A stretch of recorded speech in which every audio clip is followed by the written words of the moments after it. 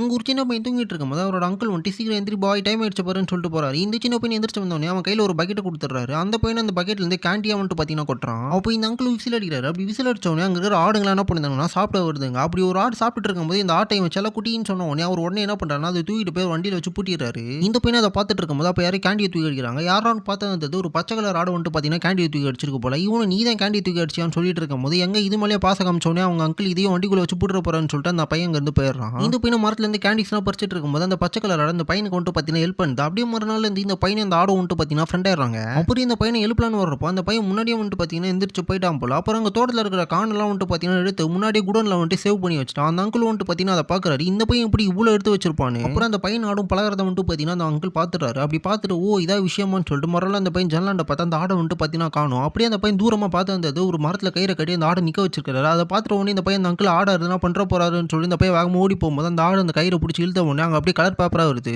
அப்புறம் அவரோட அங்கிளும் happy birthday பாய்ன்னு சொல்றாரு. அப்படியே 3 பேர் சேர்ந்து பர்த்டே செலிப்ரேட் பண்ற மாதிரி காமிச்சு இந்த ஒரு ஸ்டோரி முடிக்கிறாங்க.